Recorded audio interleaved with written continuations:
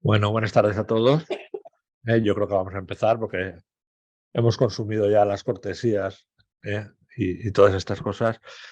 Nada, daros las gracias por, como siempre, ¿no? A las triples, siempre colaborando con Incliva y sobre todo, pues representando yo creo que fenomenalmente lo que supone asociarse, ¿no? Yo ayer venía en el tren de un viaje revisando un poco el programa que habíamos preparado para hoy, ¿no? Y pensaba precisamente eso, porque además veníamos de celebrar el Día de las Enfermedades Raras, que también es un ámbito en el que las asociaciones de pacientes durante los últimos años han tomado una relevancia especial, ¿no? Y ya mucho más allá de lo importante que es una asociación desde el punto de vista de apoyarse y de apoyar, ¿no? Y de encontrar apoyo en los demás, yo creo que es fundamental y muy importante la capacidad de unión y de fuerza que tienen las asociaciones, y en este caso vosotras, para reivindicar aquellas cosas que no son, sino muchas veces cosas lógicas, que es lo que debería ser, pero que nos cuesta tanto ver. Pues reivindicar una atención universal, ¿no? Una atención médica universal de la mejor calidad posible, con los recursos adecuados. Reivindicar que los medicamentos que ya están probados, que después de un largo camino que cuesta tanto, ¿no? Encontrar los tratamientos que tengan la aprobación, pues puedan llegar de una manera eficiente, y ahí en España todavía somos un poco lentos, ¿no? A la fase de aprobación y a la fase de aplicación es fundamental.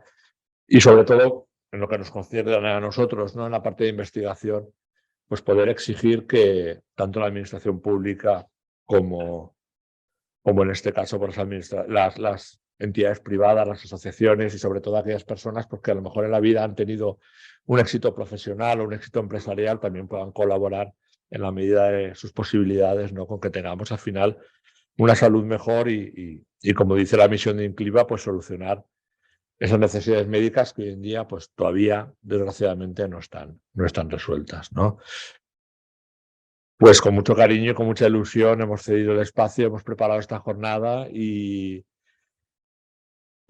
haciéndolo con el ánimo de cubrir otra de las necesidades más importantes que existe hoy en día, y es que pues los pacientes, y en este caso las pacientes, ¿no? De una patología que no nos olvidemos, ya supone alrededor del 20% de los cánceres que se, que se diagnostican cada año. Y estamos hablando de cerca de 7.000 mujeres cada año que se han diagnosticado con esta modalidad o con esta tipología del cáncer, ¿no? Pues puedan acercarse a la investigación y puedan tener de primera mano la información sobre los expertos, ¿no? Sobre los últimos tratamientos o las últimas tendencias. Yo, para no engañarme con los nombres, que soy muy desastre, deciros que, bueno, tenemos aquí a la doctora Pilar Eroles, que nos va a hablar de estrategias en la investigación en cáncer de mama triple negativo.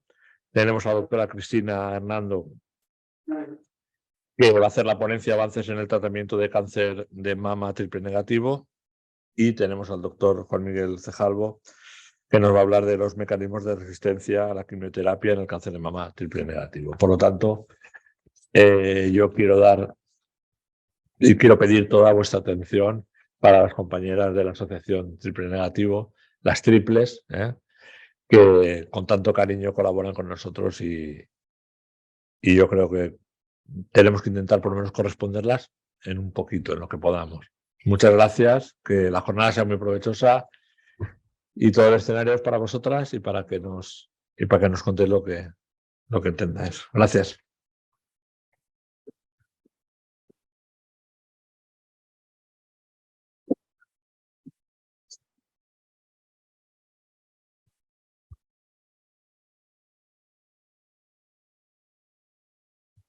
Bueno, primero, buenas tardes a todos. Gracias por venir, por asistir hoy a esta jornada. Yo soy Marta Berino y soy la presidenta de la Asociación Las Triples, y ella es Marisa, es mi compañera, y es también miembro de la Junta Directiva como tesorera de la asociación. Nosotras somos la primera asociación de ámbito nacional exclusiva del cáncer de mama triple negativo. Y queremos dar las gracias a Incliva, también de parte de las compañeras que hoy no han podido venir, de parte de todas las triples, por organizar una jornada un día como hoy, porque hoy ya sabéis que es el día de concienciación del cáncer de mama triple negativo, y también es nuestro primer aniversario como asociación. Hoy hacemos un año. Justo el 3 de marzo del 2022, hace un año, firmamos el acta fundacional de la Asociación Cáncer de Mama Triple Negativo. Es una asociación estatal. Firmamos este acta y marcamos unos objetivos. Entre estos objetivos está la divulgación del cáncer de mama triple negativo y la recaudación de fondos para conseguir más investigación y más tratamientos específicos. Es aquí donde nos pusimos en contacto con el INCLIVA, que nos abrieron las puertas de esta maravillosa casa. Y bueno, así que es para nosotras un placer y un honor estar aquí con todos vosotros y vosotras y poder escuchar en directo a estos tres profesionales de la investigación y de la oncología que nos acompañan. Muchas gracias a todos. Gracias.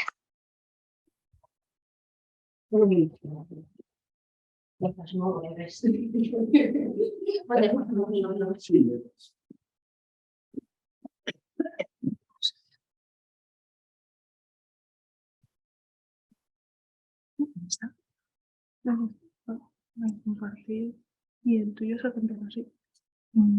Sí, vale, que se llama otra vez. Pues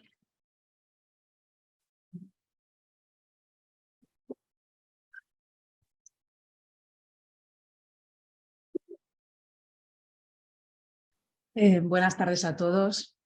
Muchísimas gracias por organizar esta jornada, por asistir a la jornada, tanto los que estáis aquí como los que estáis a través de la pantalla. Y bueno, lo primero de todo, antes de comenzar a presentar la charla, daros las gracias a la asociación por la iniciativa que habéis tenido, por este año tan exitoso. Bueno, esto es parte de vuestra página, ¿no? He estado buscando y se ven aquí los proyectos que estáis apoyando. Y deciros que es una labor estupenda, que estamos encantados de que contéis con nosotros para realizar esta investigación y que, bueno, a ver si conseguimos trabajos muy provechosos. Bueno, para comenzar la charla, lo primero que quería de todo es hablar de una publicación muy reciente de este año, americana, en la que se hace una estimación de los nuevos casos de cáncer, tanto en hombres como mujeres, en la que, como podéis ver, el cáncer de mama se encuentra entre los primeros de incidencia en mujeres, o la previsión, ¿no? Que será aproximadamente un tercio, un 31%. Sin embargo, cuando vemos una estimación de las muertes causadas por cáncer de mama, es muchísimo menor, ¿no? Es un 15% y está superado por el cáncer de pulmón y de bronquios. En el caso de los hombres sucede algo similar, ¿no? Con el cáncer de próstata. Si vemos también la incidencia a lo largo de los años, vemos que la incidencia en las mujeres más o menos estabilizado en general en cáncer y hay una tendencia a que la mortalidad vaya descendiendo. Si vemos en particular el cáncer de mama, vemos que es el que más afecta a mujeres y que, bueno, en los últimos años ha estabilizado. Sí que es verdad que hay otro cáncer, el de bronquios y de pulmones, que tuvo un aumento a mitad de los años 90, el año 2000, pero que también está empezando a remitir. Si hablamos en concreto de las muertes causadas por cáncer de mama, vemos que estaban estabilizadas hasta el año 2000 y que desde entonces empiezan a descender, es decir, que los tratamientos empiezan a funcionar. No en el caso de pulmón y de pulmón, que vemos que hubo un aumento. Pero lo más importante e interesante que me parece de todo este análisis, estas previsiones, es que la tendencia que tenía el cáncer en mujer de aumentar a partir de los años 90, que sería esta línea roja, se ha cambiado por la línea azul. Esta es la realidad. Es decir, que mediante los tratamientos que se están aplicando y la investigación que se está realizando, hemos conseguido reducir muchísimo la mortalidad, esta tendencia que existía. Hasta en el año 2020, pues hasta 100.000 mujeres, y si sumamos todos estos años, pues es una cantidad muy importante. Es decir, que la investigación y los tratamientos que se están aplicando como consecuencia de esta investigación están funcionando y estamos reduciendo de forma muy importante lo que es la mortalidad por cáncer y en concreto también por cáncer de mama. Bueno, el cáncer en general y el cáncer de mama también en particular es muy heterogéneo. no solamente porque cuando lo podamos ver en las células a nivel de inmunohistoquímica tienen diferente morfología y diferentes características, sino que también cuando analizamos la expresión de los genes son muy diferentes entre unas células y otras. Es decir, esto permitió ya en el año 2000 clasificar los diferentes tipos de cáncer de mama según la expresión de genes, no solamente los receptores hormonales y los receptores y el receptor ER2, sino también teniendo en cuenta muchos otros más genes. Pero en realidad en la práctica clínica todavía hoy, aunque cada vez menos, se sigue utilizando la clasificación clásica por inmunohistoquímica que conocéis de luminales, que son los que tienen expresión de alguno de los receptores hormonales, ER2 y triple negativo, que son los menos frecuentes pero más agresivos. ER2 sabéis que es bastante agresivo y que expresa el receptor ER2 y receptores hormonales o no, y que el tratamiento con un anticuerpo monoclonal pues es bastante efectivo, pero hay bastantes recaídas. En el caso del triple negativo que nos ocupa hoy, pues también es un cáncer bastante agresivo, en el que el perfil, como sabéis, es la no expresión de receptores hormonales ni de ER2 y por lo tanto no hay una diana terapéutica clara al día de hoy y el tratamiento más habitual es la quimioterapia. Entonces no hay una respuesta muy buena en algunos de los casos y lo que es muy importante también es que se da bastante en mujeres jóvenes. Por tanto, buscar marcadores de respuesta al tratamiento así como nuevas dianas terapéuticas, pues es algo que realmente muy interesante y lo que tenemos que trabajar para mejorar el tratamiento de este cáncer. Bueno, esto es simplemente recordar que la cirugía radioterapia, que es un tratamiento general para los 3 tipos de subtipos de cáncer de mama triple negativo, la hormonoterapia para los luminales, que son receptores de estrógeno o progesterona positivos, la terapia dirigida para ER2, junto con... Perdón. Junto con la hormonoterapia, en el caso que expresen receptores hormonales, y para el triple negativo, pues bueno, como estábamos hablando de que no hay una diana clara, pues en este caso pues la terapia dirigida no existe todavía y tenemos que utilizar una quimioterapia que es más inespecífica y que siempre va a dar efectos secundarios. Entonces, cuando enfocamos la investigación en cáncer de mama triple negativo, ¿qué nos interesa? Pues identificar marcadores predictivos de una mala respuesta al tratamiento. También conocer qué mecanismos son los que causan el cáncer y que hacen que se desarrolle y que prolifere. Identificar también qué mecanismos son los responsables de la resistencia. ¿Todo ello para qué? Bueno, pues para evitar tratamientos innecesarios, por una parte, para conocer mejor la biología del tumor y, en definitiva, para poder encontrar nuevas dianas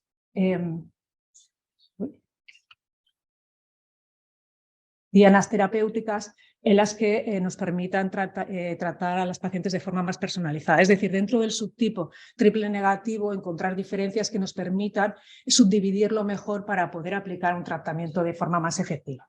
Entonces, cuando hablamos del cáncer de mama y el cáncer en general, la verdad es que hay muchísimas alteraciones en las células que las hacen diferentes a las células normales, es decir, tienen estabilidad genómica y tienen mutaciones. Esto es conocido de que muchísimos tumores son originados por mutaciones en genes. También tienen una resistencia a la muerte, hay cambios en el metabolismo de las células, tienen unas señales de crecimiento que son autosuficientes y también un potencial de replicación ilimitado. Tienen evasión a los agentes que intentan suprimir ese crecimiento. Tampoco responden a los tratamientos inmunoterápicos, a la inmunoterapia, porque las células, digamos, no son reconocidas por el sistema inmune como ajenas. Se activan también procesos inflamatorios y se producen procesos de angiogénesis, de invasión y metástasis. Entonces, cuando estudiamos el cáncer, todos estos factores pueden ser evaluados. En caso de cáncer de mama, por ejemplo, BRCA1 y 2 son mutaciones ampliamente conocidas y que, en concreto, en cáncer de mama triple negativo, en algunos cánceres de mama triple negativos se da esta mutación y ahí se podría plantear el tratamiento con inhibidores del PAR. También la evasión a la respuesta inmune, pues también abre otra vía de investigación, porque tratamientos anti-PD y anti-PDL1, es decir, que inhiban el reconocimiento que tienen las células T con la célula tumoral, mejorará, hará que se active la respuesta inmune y estas células puedan ser reconocidas por el sistema inmune y eliminarse.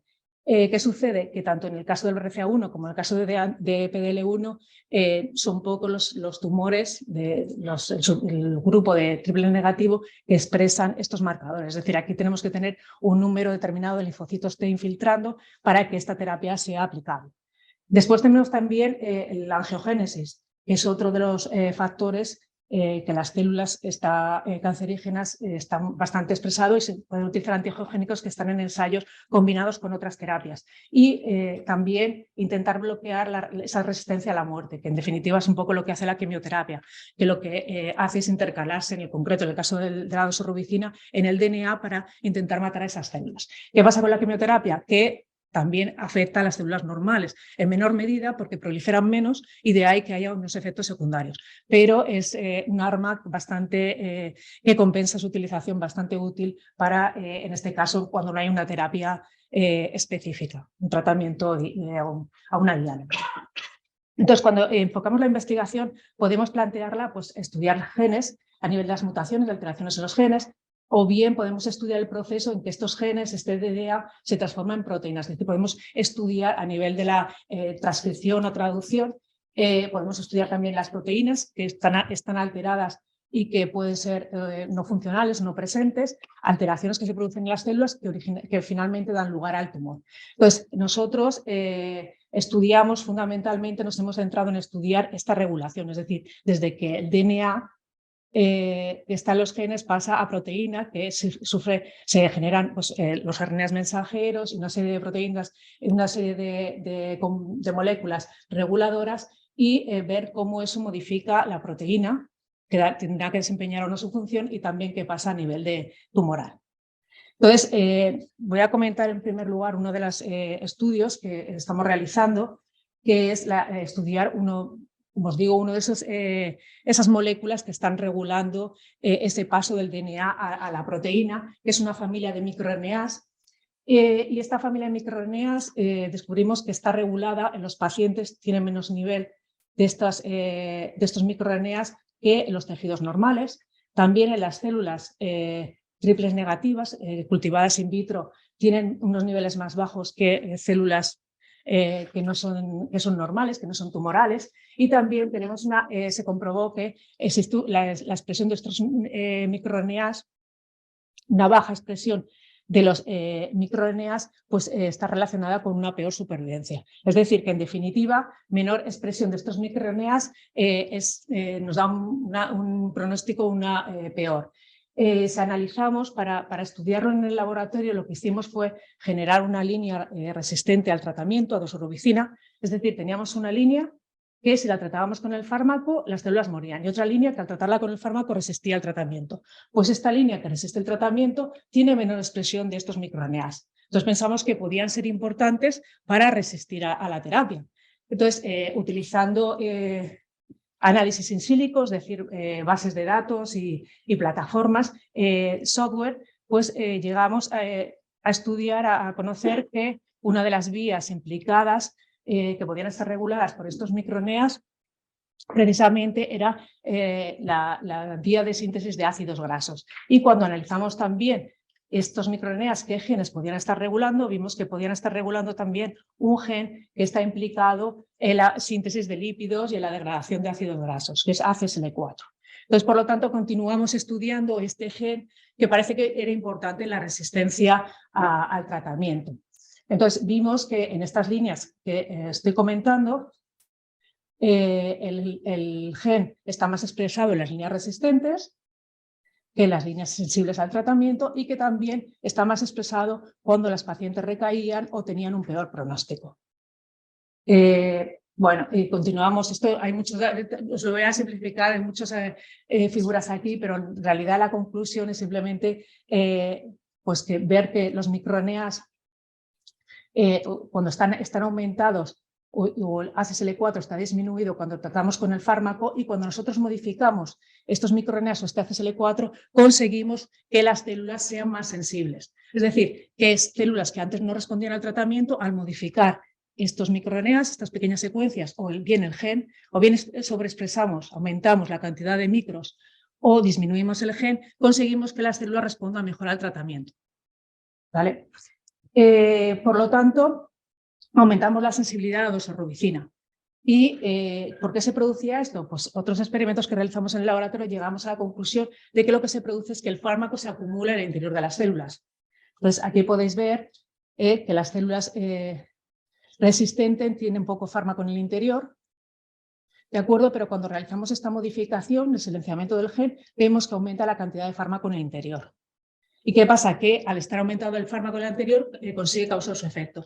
La doxorubicina es un fármaco que lo que hace es entrar en el núcleo de las células y unirse al DNA para poder matarlas. Si nosotros, esas células, no tienen el fármaco en el interior, pues no van a morir o no van a morir tanto. Entonces, esto está producido por una bomba que se encuentra en el núcleo, y lo que hace esta bomba es que cuando entra la doxorubicina, pues la va expulsando. Si tenemos mucha cantidad de la bomba, va a expulsar mucho fármaco y va a estar menos tiempo en el interior, por lo tanto va a causar menos muerte celular.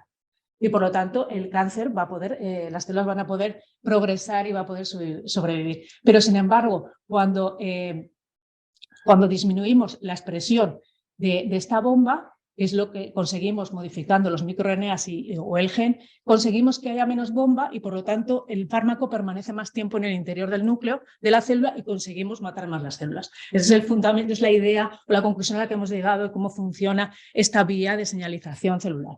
Entonces todavía estamos terminando algunos experimentos en este sentido para completar estos estudios. Y en segundo lugar, os voy a hablar de otro de los trabajos que estamos realizando, que también partimos un poco de lo mismo, de las líneas sensibles al fármaco doxorubicina y las resistentes y las sensibles, y en la que también encontramos un microRNA que estaba expresado de forma diferente. Lo que se hizo en estas células fue analizar todos los microRNAs presentes y cuando encontramos uno que estaba diferencialmente expresado, pues decidimos estudiarlo un poco más en profundidad. Este microRNA es MIR99 y está menos expresado en las líneas resistentes al tratamiento con doxorubicina. ¿De acuerdo? Entonces esto nos hizo pensar que quizá si nosotros aumentamos la expresión de este microRNA podremos mejorar, podríamos hacer que esas células fuesen más sensibles al tratamiento, de revertir esa resistencia. Entonces nos planteamos utilizar este microRNA, pero para una terapia, intentar ver si funcionaría en un tratamiento. Claro, aquí nos encontramos con algunas limitaciones, porque si pensamos en utilizar un microRNA en un tratamiento, ¿cómo lo vamos a transportar hasta el tumor? Nos encontramos con el problema de que puede haber degradación a nivel sanguíneo, que tiene que llegar a su diana, al tumor, que a lo mejor no se internaliza de forma suficiente y que puede también tener algunos efectos secundarios. Entonces aquí pensamos que habría que utilizar algún tipo de alteración, alguna modificación o un sistema de transporte, y pensamos la utilización de nanopartículas. Así que desarrollamos una serie de unas nanopartículas en colaboración con la Universidad Politécnica de Valencia, con el doctor Ramón Martínez Mañez. ¿Y qué característica tienen estas partículas? Pues que son muy porosas, que se puede almacenar la droga en el interior y que además después, y esto es muy importante, se pueden funcionalizar. Es decir, nosotros podemos cerrarlas y permanecerán cerradas hasta que reciban un estímulo, que puede ser un cambio de pH, una temperatura, etcétera, y entonces ahí van a liberar su contenido, van a poder actuar.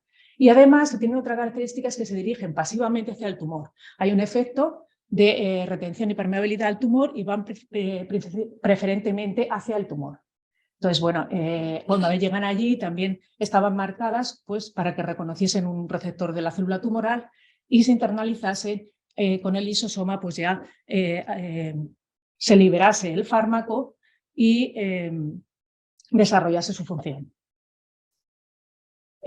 Todo esto, que tiene una parte de síntesis química en colaboración con este grupo que es experto, después lo tenemos que comprobar in vitro en líneas celulares para ver que realmente está funcionando y que la hipótesis y todo el desarrollo que hemos hecho teórico a la hora experimental es real. Entonces, por eso se utilizan líneas celulares y en este caso en concreto la línea celular 231 sí que tenía receptores para esta nanopartícula y comprobamos que se internalizaba. Los rojos, la doxorubicina, el fármaco en el interior de las células.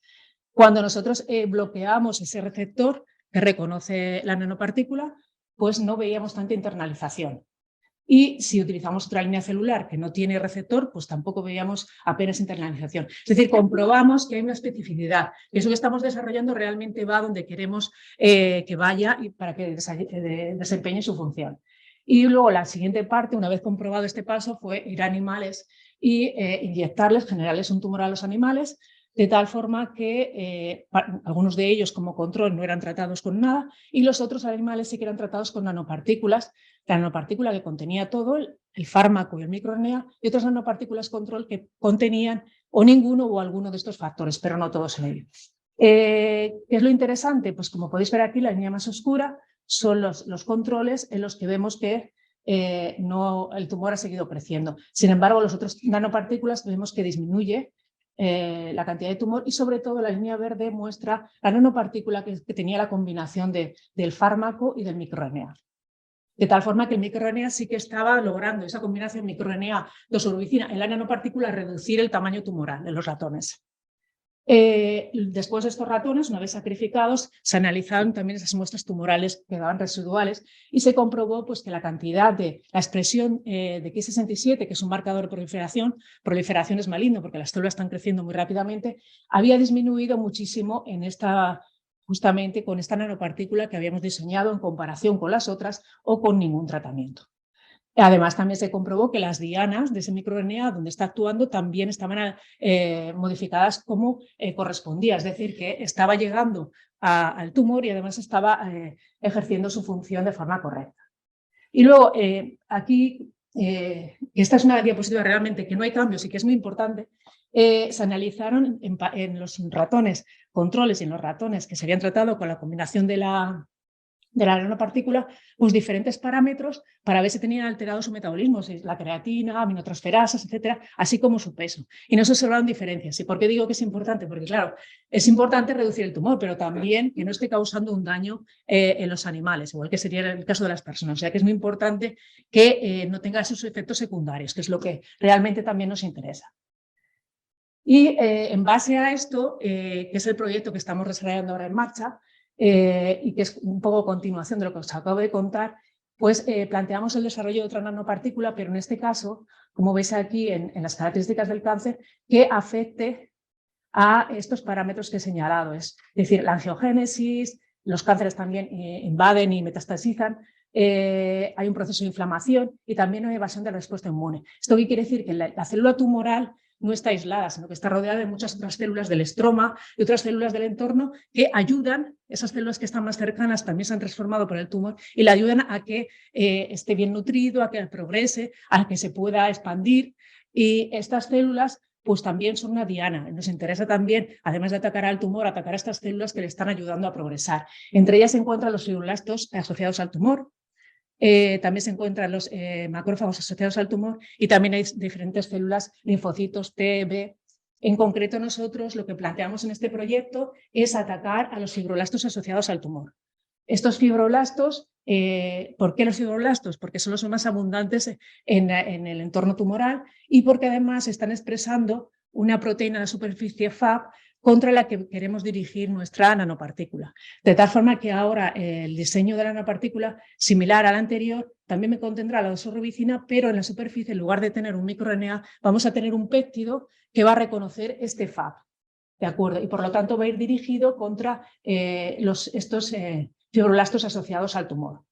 ¿Qué sucederá? Que la idea que tenemos es que, claro, van a unirse, van a destruir estos fibroblastos, pero también van a liberar doxorubicina que va a atacar a las células tumorales y las que se encuentran más próximas al entorno tumoral. Es decir, queremos atacar no solamente la célula tumoral, sino también su microentorno que la está protegiendo y le está ayudando a sobrevivir.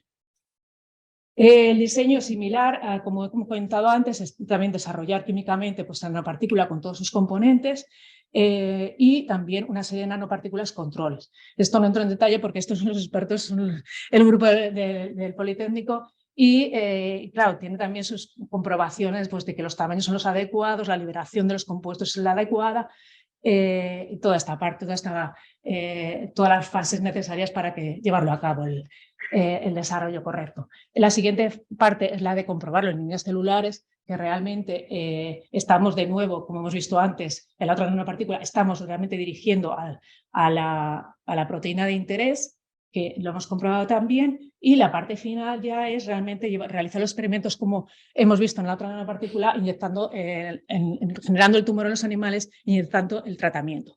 Esperemos que pronto podamos desarrollar esta fase. Esto todavía no hemos comenzado, porque os tengo que decir que en las fases anteriores de desarrollo de la nanopartícula hemos tenido algunos problemas. Cuando íbamos a comprobarlo in vitro en esta fase, pues no nos daban los resultados esperados, ha habido que volver a reformular. Es decir, que muchas veces no todo sale a la primera, sino que seguir insistiendo y realizando modificaciones. Pero parece que ahora sí que ya vamos en buen camino y pronto podremos pasar a la fase de estudio de los animales.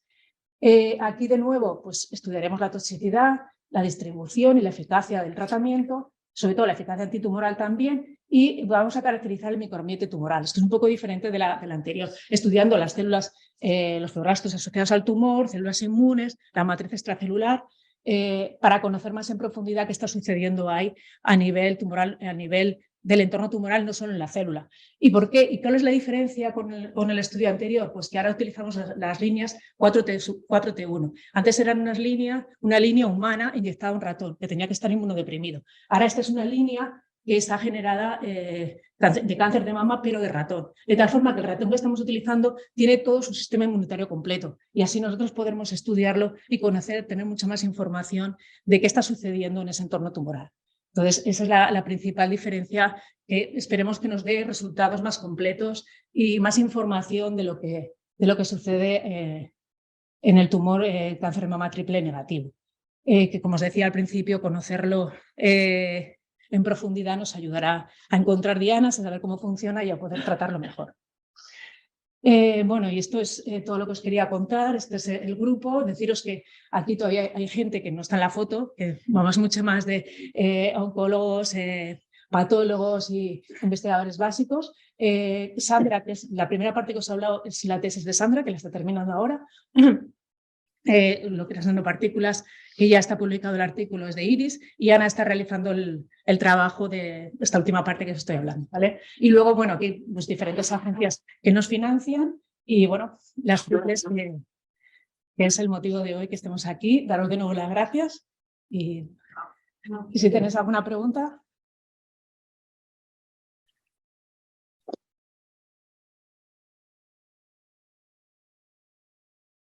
Pues gracias.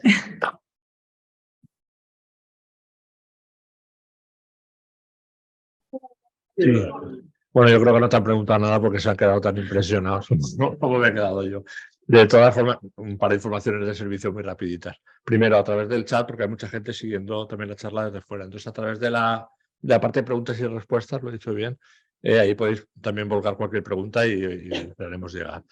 ¿Vale? Y luego también creo que había una pregunta ya que nos preguntaban si la sesión se iba a grabar, si se está grabando la sesión.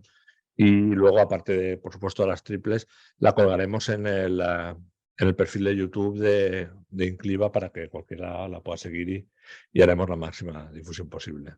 Por lo tanto, doctor Cejalvo, adelante.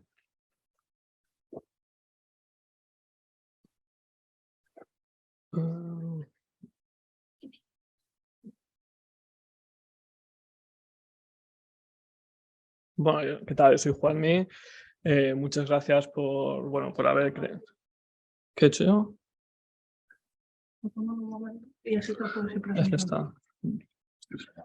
Es esta, ¿verdad? Bueno, yo soy Juanmi Cejalvo, eso, quería dar las gracias por la organización de este evento. Pues una asociación que hace poco que se ha creado, porque yo creo que es fundamental, un subtipo como el cáncer de mama triple negativo, pues bueno, hay gente detrás apoyándolo de una forma específica.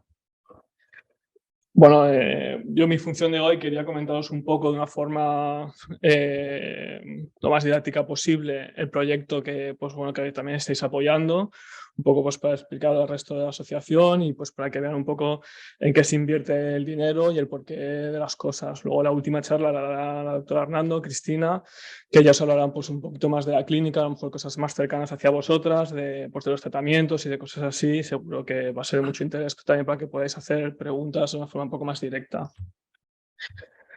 Bueno, pues como decía Pilar, la verdad es que el grupo, la unidad de cáncer de mama, no solo somos oncólogos, quizás estéis más acostumbrados pues, a ver a oncólogos y a los cirujanos, bueno, y también a los radioterapeutas, pero detrás de nosotros también hay un equipo de patólogos que son los que hacen el diagnóstico, sobre todo con las muestras, con las biopsias en el microscopio.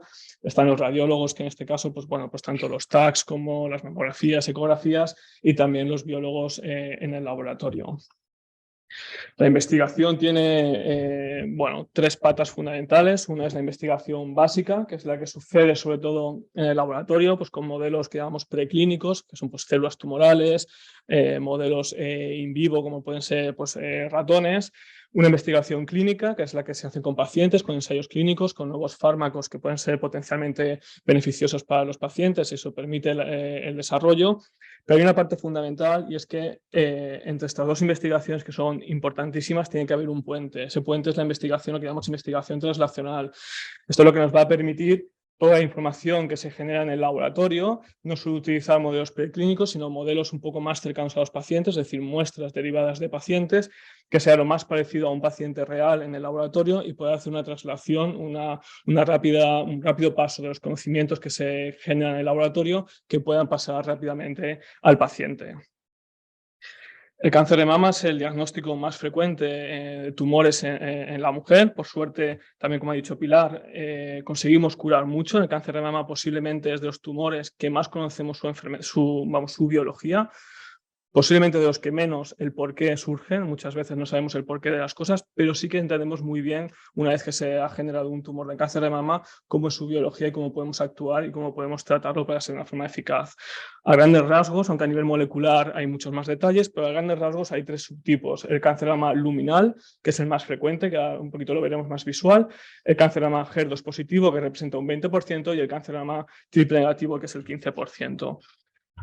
Llamamos luminal cuando vemos en el microscopio una célula, cáncer de mama, y vemos que en el interior existen los receptores hormonales. Son receptores que están dentro de la célula. Esto es lo que clasifica el tumor como un cáncer de mama luminal. El cáncer de mama HER2 positivo, su característica principal este es el cáncer de mama HER2 positivo, puede también expresar receptores hormonales, pero su principal característica es que tiene receptores ya no dentro de la célula, sino en la superficie, que es el receptor HER2. Es un poco el que manda el director de la orquesta en cuanto a la proliferación y crecimiento de las células. Y el cáncer de mama triple negativo, que es el que nos ocupa hoy, pues como veis son receptores hormonales negativo y receptor HER2 negativo. Es decir, es una célula donde en un principio a priori no hay ninguna molécula como aquí accionable. Su tratamiento básico es la quimioterapia, aunque cada vez más esto empieza a ser menos real, ¿no? Cada vez tenemos tratamientos más específicos. Cristina también os lo comentará, cómo al final, aunque no tenga estos receptores, podemos encontrar otros biomarcadores, otras moléculas y poder también tratamiento más específico. El proyecto que voy a comentar es un proyecto también financiado, que consiguió financiación con la ECC. Es un proyecto colaborativo, forma parte de 4 grupos a nivel estatal, nosotros en Valencia, donde hacemos una parte sobre todo más de investigación translacional, el grupo de Barcelona, que está dirigido por Ángel Nebreda, que es la parte más básica, la parte más de laboratorio de células, y luego en Cantabria está el doctor Varela y el doctor Fernando Calvo, que hacen una parte mucho más bioinformática de análisis de los resultados. Bueno, lo que intentamos contestar o preguntarnos en este proyecto es si podemos predecir a priori, cuando tenemos una paciente diagnosticada de un cáncer de mama, si va a responder o no al tratamiento de quimioterapia.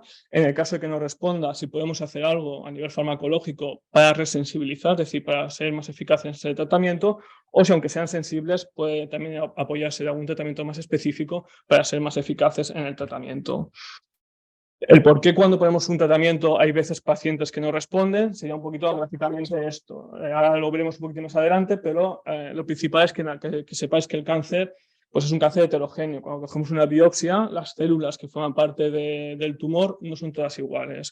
Ni son iguales las propias células tumorales, pero además también hay un microambiente, que son células diferentes, que pueden ser del sistema inmune o los fibroblastos que ha comentado la doctora Aroles, que hacen que la respuesta a los tratamientos pueda ser diferente. Entonces tenemos un tumor de inicio, donde vemos en azul clarito van a ser esas células que cuando le ponemos un tratamiento responden, empiezan a morir, pero sin embargo hay algunas células que se hacen resistentes a este tratamiento y hace que finalmente el tumor pueda progresar y se crea un tumor resistente al tratamiento previo.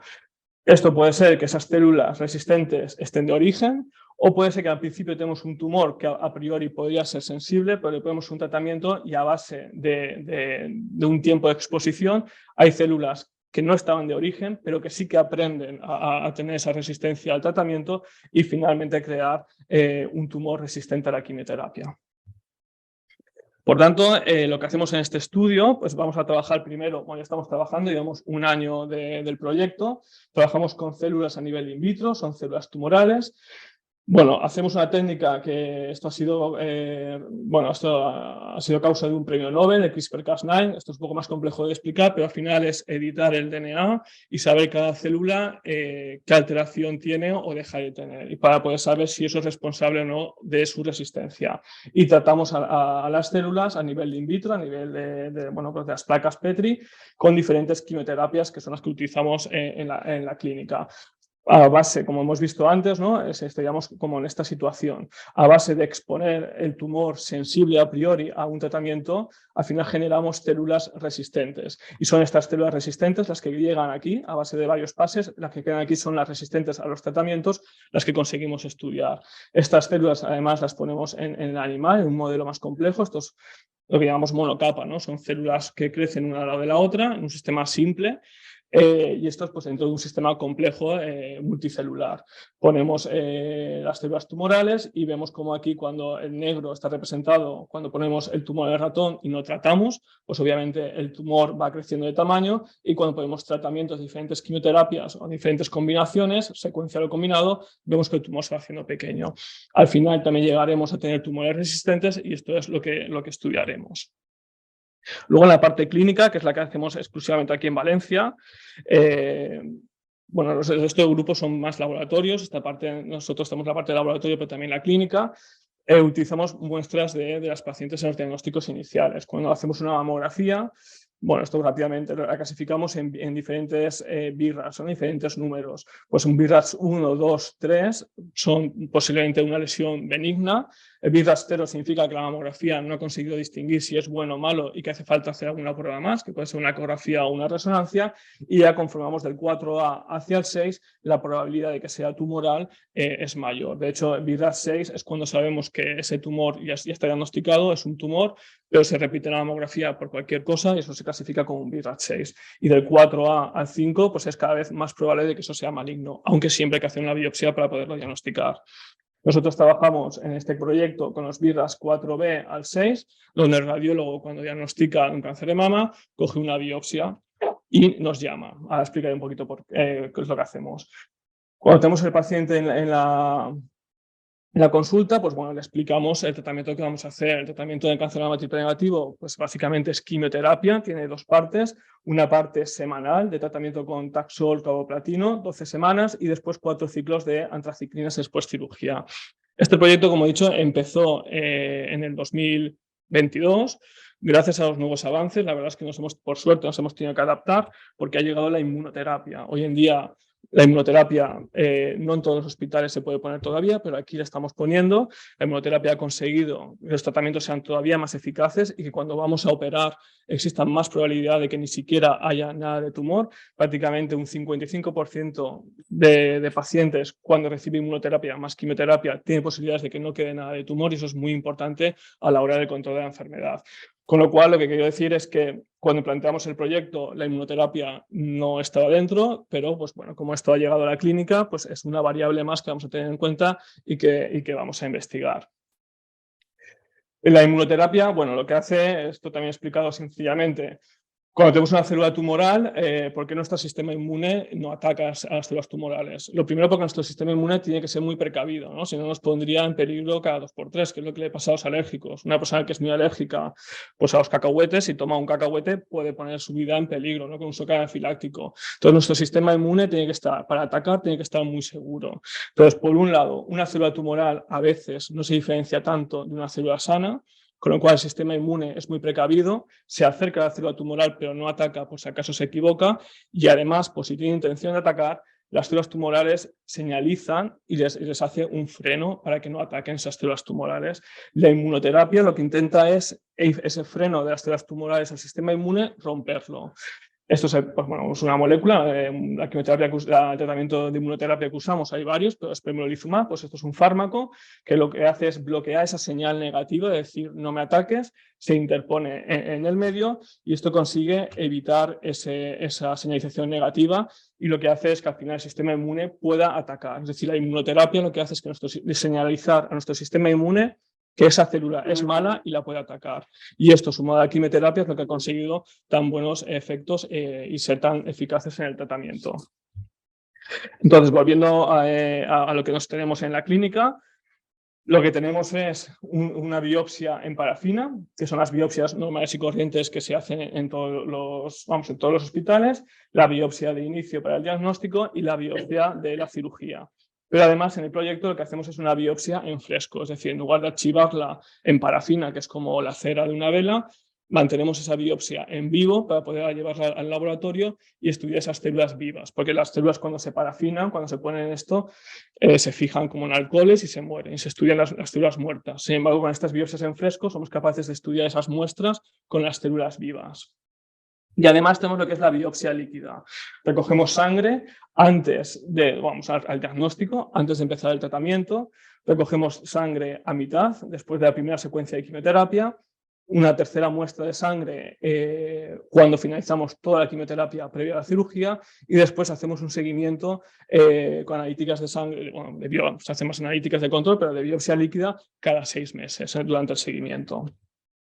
La biopsia líquida rápidamente lo que intentamos es estudiar el tumor a través de una analítica de sangre, sin necesidad de tener que hacer biopsia. ¿Esto por qué puede ser?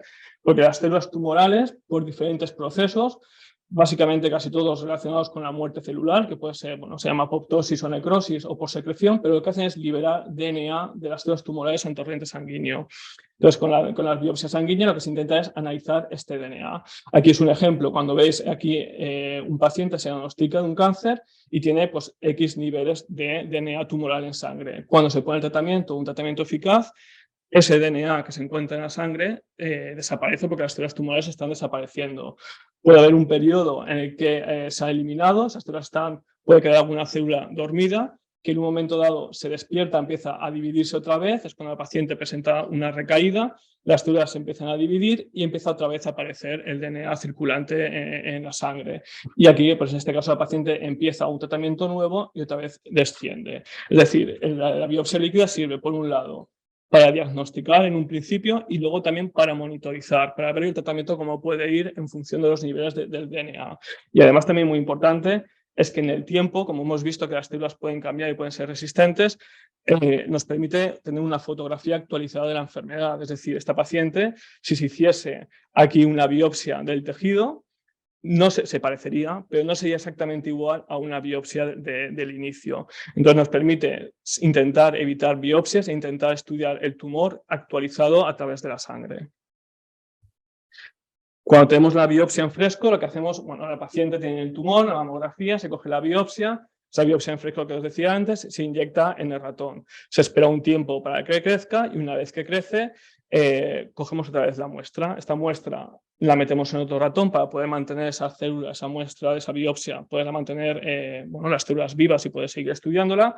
Hay una parte que la congelamos para estudios futuros y la otra parte es con la que trabajamos. Generamos por un lado los organoides, esto simplemente visualmente cuando tenemos el tumor, en este caso ya sería el tumor recogido del ratón, lo pasamos en la placa, esto es una cuestión absolutamente mecánica y física, es ir troceando el trocito para que se vaya dividiendo y se vaya separando y haciéndose trocitos más pequeños, para que luego con sustancias que digieren pues el material que no es células tumorales, intentar eliminarlo y quedarnos finalmente solo con las células tumorales. Se centrifuga y finalmente lo que obtenemos son solo células tumorales que donde hacemos los organoides. Estos son organoides, esto es el primer día.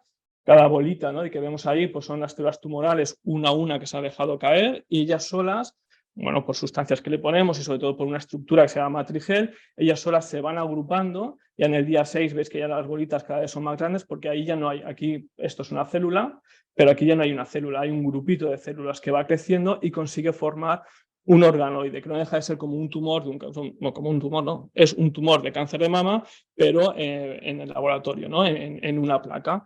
Y esto lo que nos aporta es que es mucho más parecido a la realidad, ¿no? En lo otro son células que están obligadas a crecer una al lado de la otra, formando como una especie de alfombra, y eso no es lo natural para una célula. Lo natural para una célula es vivir de forma tridimensional, comunicarse entre las células de forma diferente, con lo cual esto es mucho más fisiológico y se puede estudiar mejor lo que pasa en la realidad en el laboratorio. Sobre esto, pues trabajamos con estos organoides, se puede poner la quimioterapia que se le pone a los pacientes, se puede poner inmunoterapia y estudiamos el tipo de respuestas o señalizaciones que hay. Como he dicho antes, los tumores son heterogéneos. Aquí, por ejemplo, imaginaos que los violetas son células tumorales y podéis ver que tienen diferentes tonos. En realidad, todo es parte de la misma paciente, todo es parte de un mismo tumor, pero las células no son idénticas entre ellas. Y además de las células moradas, un poco diferentes entre ellas, hay otro tipo de células que forman parte del tumor, aun sin ser células tumorales. Y todas estas células pueden favorecer o no respuestas a los tratamientos. Por tanto, es muy importante estudiar todos los componentes que forman parte del tumor para ver cuáles pueden ir a favor de la terapia o cuáles pueden ir en contra. Entonces lo que hacemos es estudiar una tecnología que se llama single cell, que está ahí tapada, pero bueno, es esto, single cell, que es estudiar célula a célula. Cogemos, como hemos dicho, todo el tumor y célula a célula las dividimos y las ponemos cada pocillo. Esto es un proceso un poco complejo, pero bueno, en cada pocillo hay una célula única.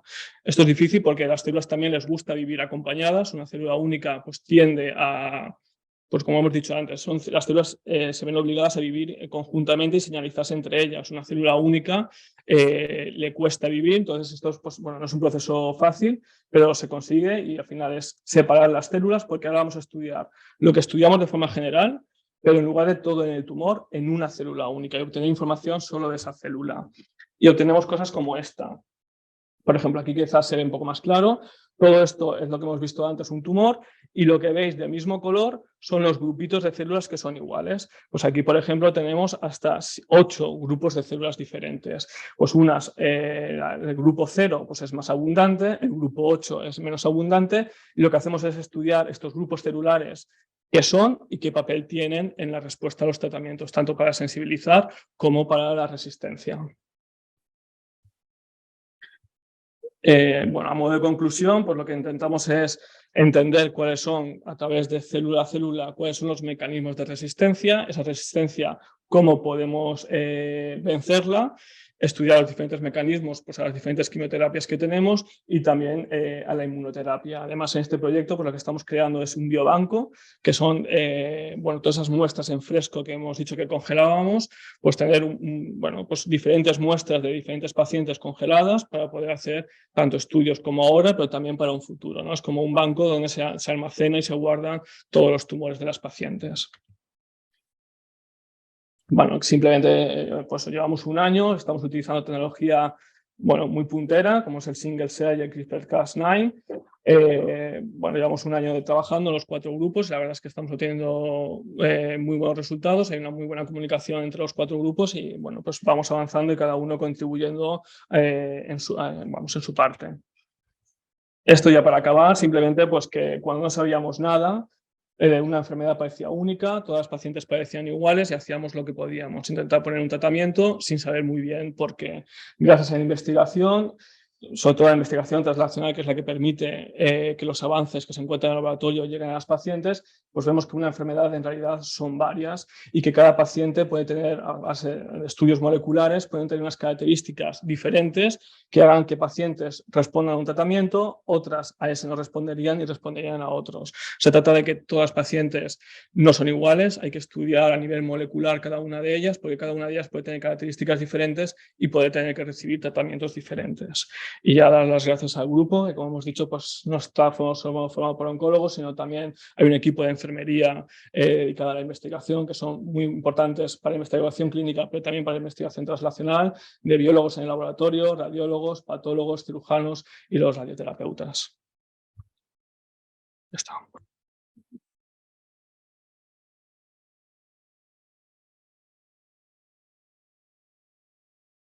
No sé si tenéis alguna pregunta. Podría preguntar ¿Cuál es el escenario o el momento de decisión para tratar con inmunoterapia este tipo de cánceres? Porque hasta donde yo sabía, no era una cosa habitual, ¿no? Entonces, lo has introducido como una novedad, pero ¿desde cuándo se está aplicando la inmunoterapia? Claro, es una novedad porque eso se ha desarrollado en ensayos clínicos, ¿no? Y hasta que no se tengamos los resultados de los ensayos clínicos, no podemos aplicarlo en pacientes. Los resultados de los ensayos clínicos ya han dado positivos, ya han demostrado el beneficio de la inmunoterapia. Y es verdad que en hospitales posiblemente más pequeños todavía no disponen de ese fármaco, pero hospitales más grandes y sobre todo que tienen investigación, pues muchas veces tenemos la posibilidad de acceder a estos fármacos un poco más rápido y más pronto que otros centros. La contestación es esa. Nosotros desde hace pues ya medio año largo ya estamos poniendo inmunoterapia porque está demostrado su beneficio y porque tenemos la capacidad de poderlas poner. Es una cuestión más de acceso al fármaco, que hoy por hoy todavía a nivel nacional no en todos los centros se puede poner. ¿Y contra qué receptor ha dirigido? Hay varios, pero bueno, principalmente el PDL1 o PD1 se llaman los receptores. Son fármacos anti-PD1 o anti-PDL1. Lo que pasa es que en enfermedad inicial no es tan importante el receptor. La inmunoterapia no hace falta que esté presente el receptor para que funcione. En cambio, cuando la enfermedad está avanzada, por otros mecanismos un poquitín más complejos, sí que hace falta que esté el receptor para que la inmunoterapia funcione.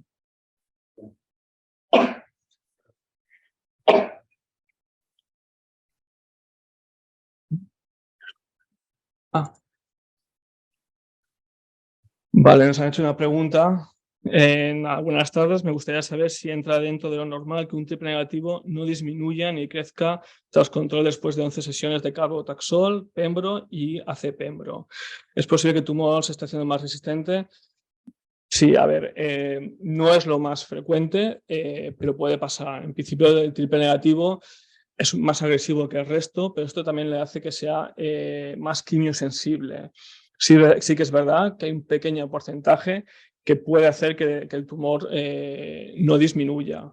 Lo importante es que no aumente, ¿no? Que decir, la enfermedad estable se entiende que también es un tipo de respuesta. Es decir, cuando ponemos un tratamiento pueden pasar tres cosas: que la enfermedad se haga más pequeña, que es lo más deseado; que la enfermedad se quede igual, que eso al final es una enfermedad estable y es un tipo de respuesta; y solo hay una tercera parte negativa, que es si el tumor crece. Si el tumor crece durante el tratamiento de quimioterapia, lo que hay que hacer es parar. Si ya hemos recibido las taxol, carbo y las antraciclinas, pues operar. Y si estábamos en la primera parte, no terminarla y pasar a la segunda. Por eso también es muy importante intentar tratar primero, porque si hacemos la cirugía, que muchas veces pues es un pensamiento súper lógico: tengo esto, me quiero operar, quiero quitármelo. Esto es lógico, pero no es bueno en realidad. Poner un tratamiento primero es fundamental para ver cómo el tratamiento está haciendo efecto, porque si operamos no vamos a saber si el tratamiento hace efecto o no y vas a tener que recibir todo el tratamiento. De la otra forma, es una forma de poder monitorizar.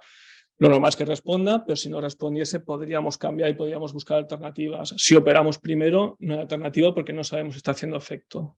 Esto es otra pregunta, ¿no? ¿La inmunoterapia se aplica solo antes de la cirugía en triple negativo?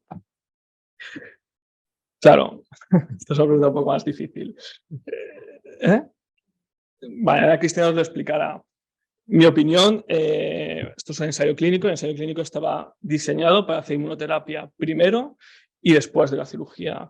Mi opinión es que después de la cirugía no tiene tanto valor. Esto no hay un ensayo clínico que lo demuestre, pero la inmunoterapia, como habéis visto más o menos, es una cuestión de señalización. No es que igual que la quimioterapia. La quimioterapia lo que hace es eliminar la célula y cuando no está la quimioterapia no actúa. La inmunoterapia, como hemos visto, enseña. Entonces, la señalización que ejerce durante el periodo de neoadyuvancia, antes de operar, posiblemente ya sea suficiente para que nuestro sistema inmune sea capaz de actuar y no necesite ese refuerzo después de la cirugía. Pero fundamentalmente el beneficio es antes de la cirugía, porque es lo que ha permitido pasar pues, de un 45% de respuestas completas, es decir, poner quimioterapia, operar. Un 45% de pacientes no tienen ya tumor a la cirugía. El añadir inmunoterapia ahí, hemos pasado a ese 55-60% de respuestas completas. Y el gran beneficio lo ha demostrado ahí, aunque el ensayo clínico también lo dan después de la cirugía. No sé si hay más o esto cambia solo. ¿Qué determina los ciclos de... ¿qué determina? ¿Qué alternativas habría entonces el tumor no está reduciendo? Pues un poco eso, en qué momento se ve. Si tú estás en la primera parte y el tumor crece, hay que pararla, hay que acabarla, hay que pasar a la siguiente parte del tratamiento. Y si ya estamos finalizando el tratamiento, lo que no hay que esperar es acabarlo. Habría que hacer una cirugía y estudiar el tumor otra vez en la cirugía. Las biopsias iniciales suelen ser muy representativas del tumor de la cirugía, pero puede haber pequeñas variaciones. Daos cuenta que si un tumor, no sé, pero puede medir 2 centímetros, la biopsia es un trocito pequeño. Lo normal es que se parezca mucho, pero en la cirugía lo que analizamos es todo el tumor. Entonces, si vemos que no responden, lo mejor es operar, estudiar bien todo el tumor y ver qué tipo de tratamientos tenemos, que hay ahora mismo hoy en día hay alternativas para este tipo de pacientes. Se puede poner otro tipo de quimioterapia, se puede poner un ensayo clínico con tratamientos más avanzados, que Cristina también os comentará ahora. Es decir, hay alternativas. Me he perdido. ¿A qué sería? La de arriba siempre. ¿Qué determina los ciclos de quimioterapia antes de una cirugía, especialmente en triple negativo? En algunos casos pautan unas cosas y luego se cambian o reducen los tratamientos antes de la cirugía. Claro, como he dicho, siempre que se pueda es mejor tratar antes de operar, a no ser que el tumor sea muy pequeño y que no merezca posiblemente recibir todo el tratamiento porque pues mide 1 centímetro o menos de 1 centímetro, que ahí sí que también operamos. Pero a poco que tú puedas vigilar cómo va el tumor con exploración física o con radiología, siempre es mejor tratar con quimioterapia. Lo normal es que en la consulta, cuando nos vemos, siempre hacemos como una hoja de ruta de cuál va a ser la estrategia. Si la modificamos, va en función de la respuesta, pero lo normal es que no haya modificaciones, ¿no? Si se planifica, pues en este caso se utilizan 3 tipos de quimioterapia más la inmunoterapia. Y solo si vemos que el tumor no responde como esperamos, es cuando hacemos cambios. ¿Tenéis en cuenta fármacos conjugados como sacituzumab en las investigaciones? Sí, totalmente. Tanto investigación clínica, donde donde hemos colaborado a desarrollar este fármaco y se está buscando alternativas de buscar, el sacituzumab ya funciona en la enfermedad metastásica, lo vamos a intentar llevar, y Cristian lo explicará, en la enfermedad precoz. Y luego a nivel de laboratorio, a nivel translacional, también estamos estudiando este tipo de fármacos.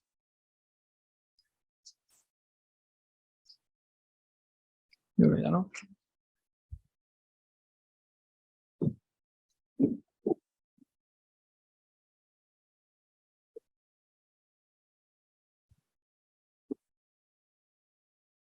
¿Lo tenías en PDF? Sí. Un segundo, por favor.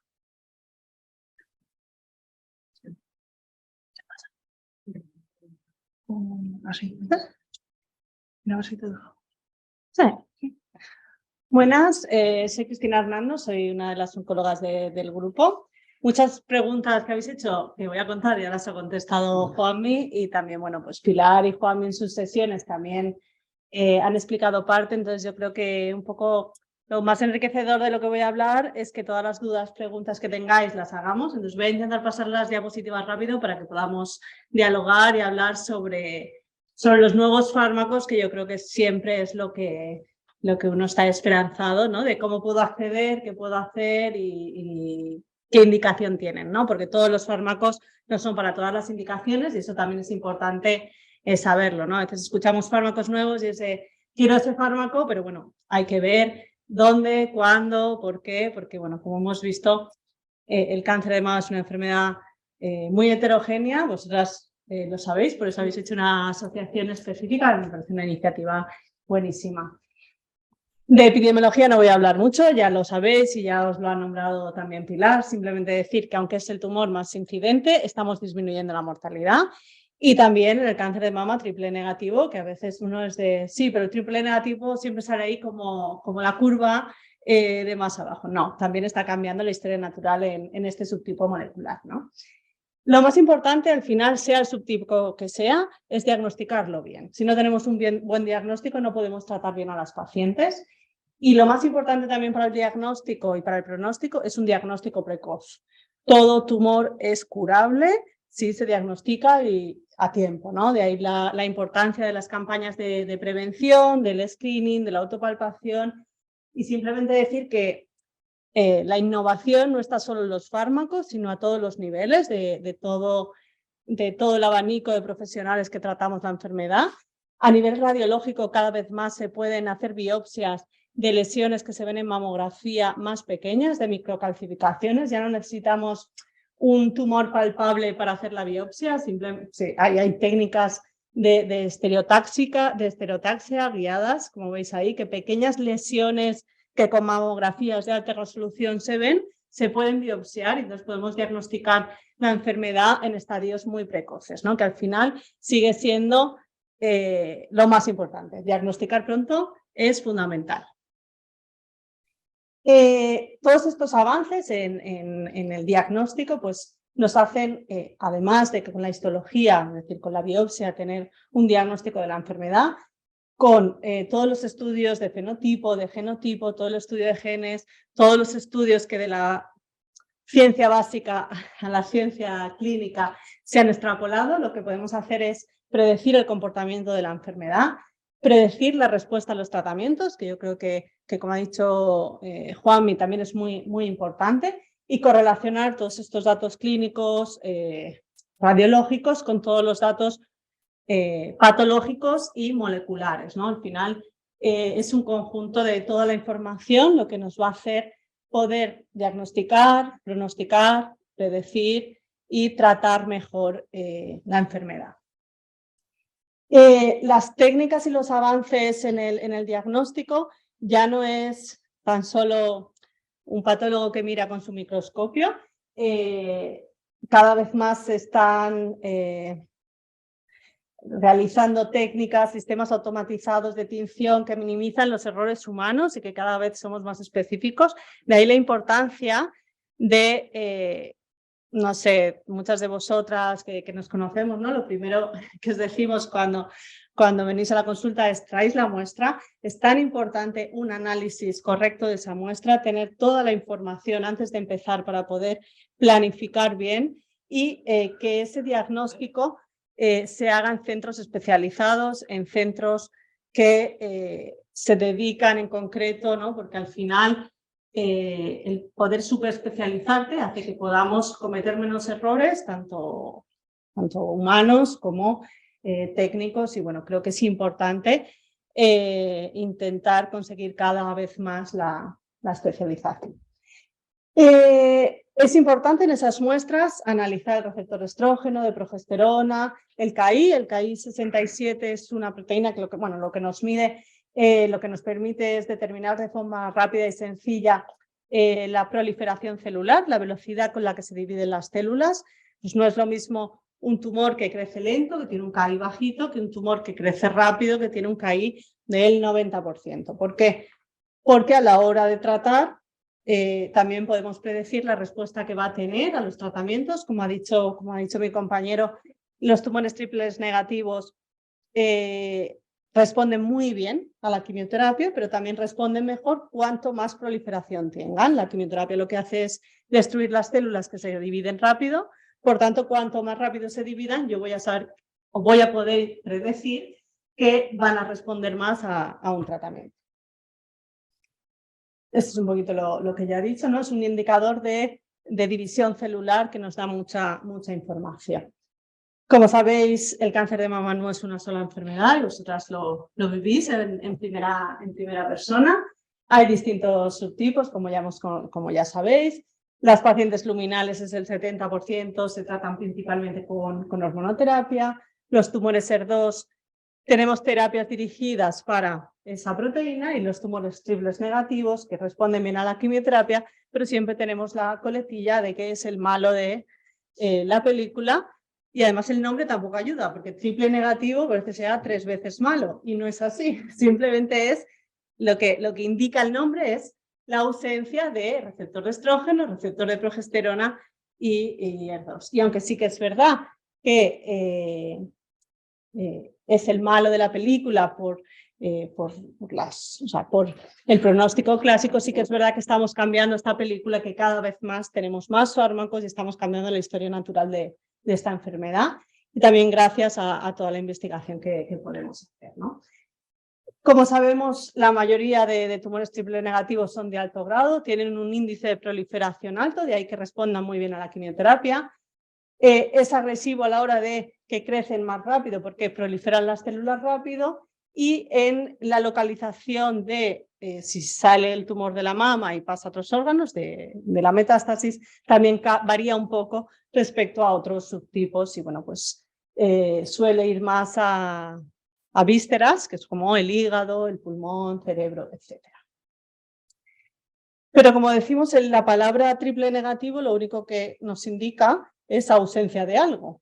Pero que sabemos que al final esto es un cajón desastre en el que metemos muchas enfermedades, metemos muchos subtipos, y cada vez más, con toda esa investigación que os han contado los compañeros, se están intentando hacer subclasificaciones dentro del tumor triple negativo.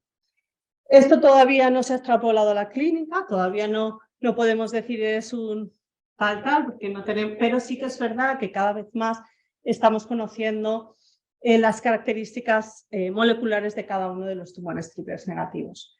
Al final, esta biología molecular lo que nos hace es intentar identificar mejor esas distintas patologías, esos distintos pacientes, identificar esos factores pronósticos y predictivos, poder hablar en cada paciente el pronóstico que tiene de una manera lo más concreta que podamos, y sobre todo identificar nuevas dianas terapéuticas, que es el objetivo que todos tenemos, ¿no?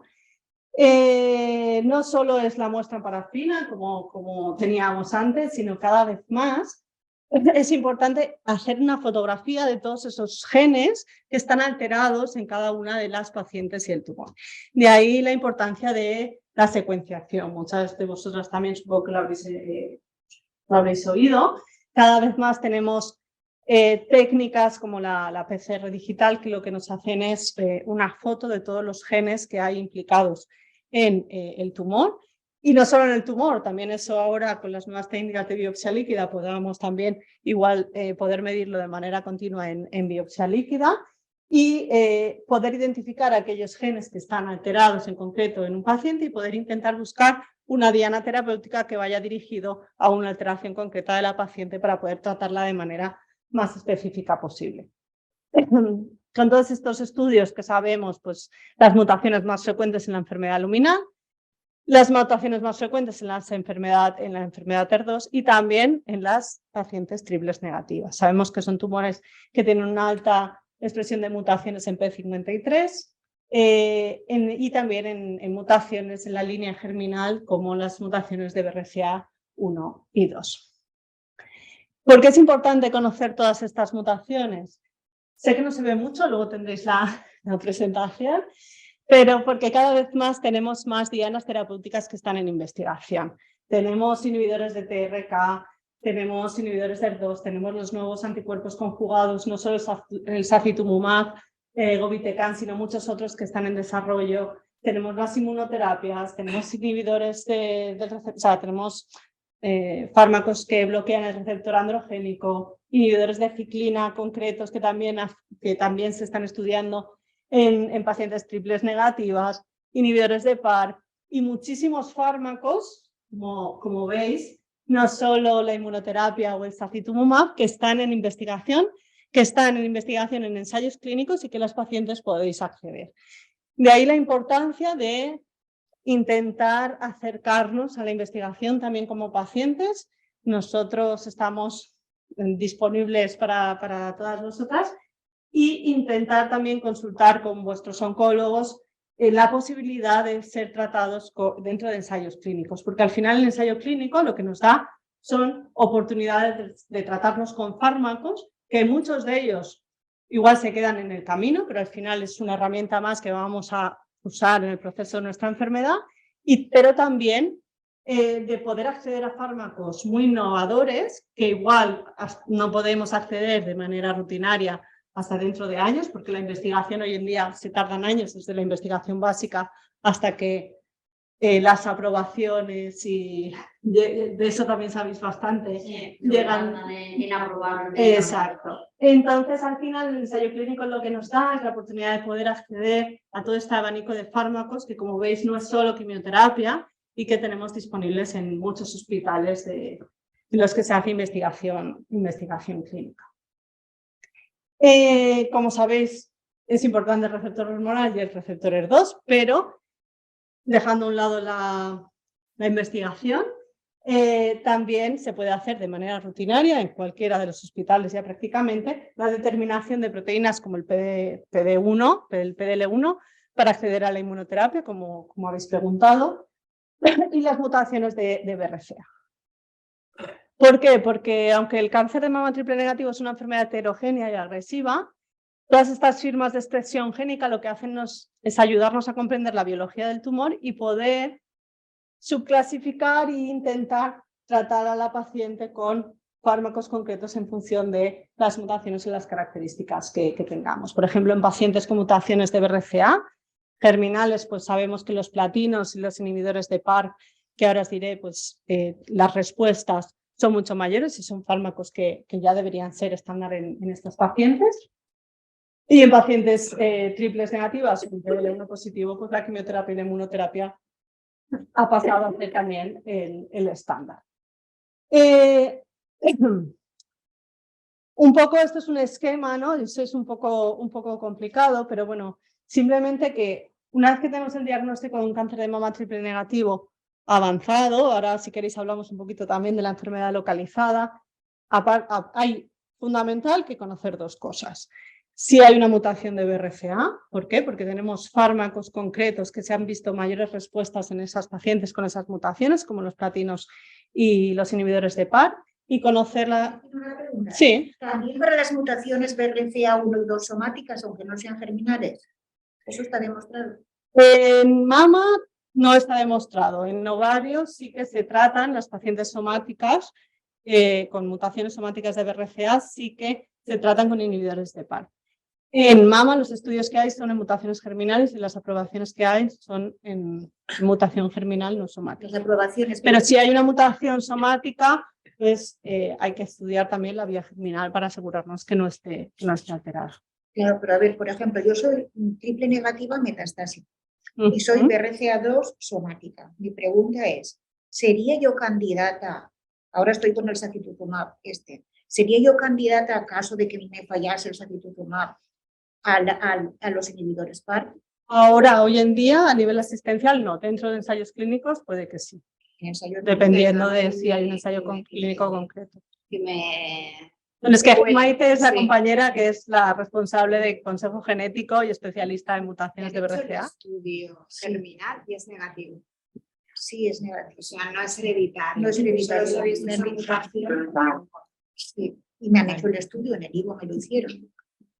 Sí que hay un estudio, o sea, eso no está aprobado. O sea, por ejemplo, el olaparib de mutaciones somáticas solo no está aprobado. Hay un estudio fase 2 con poquitas pacientes y que sí que se vio que las pacientes que tenían esa mutación somática, BRCA también no tienen una respuesta al olaparib, pero es un ensayo fase 2 con muy pocas pacientes. O sea, eso no ha llevado a esa aprobación en olaparib, pero olaparib a día de hoy solo para pacientes con mutación germinal. Y somática sería entrar en el ensayo, ¿no? Sería entrar ese ensayo.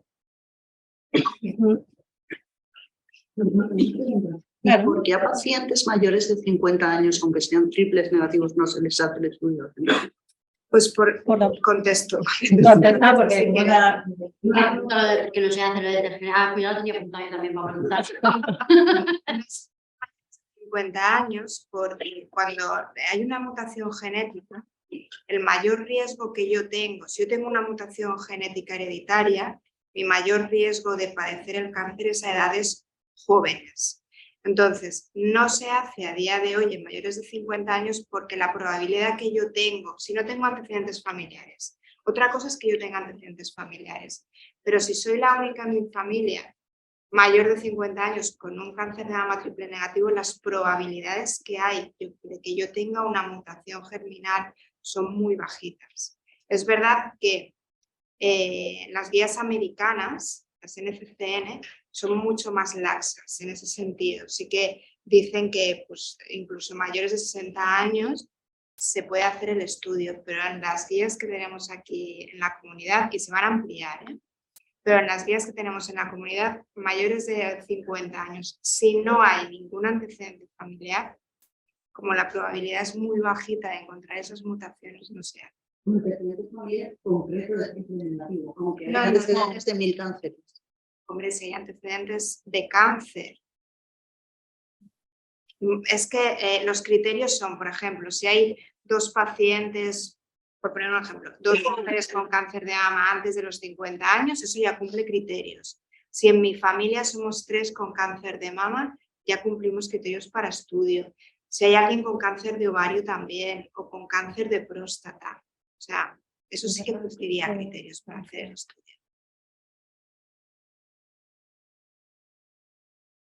Bueno, continúo y ahora si queréis seguimos respondiendo a preguntas. Bueno, un poco eso, ¿no?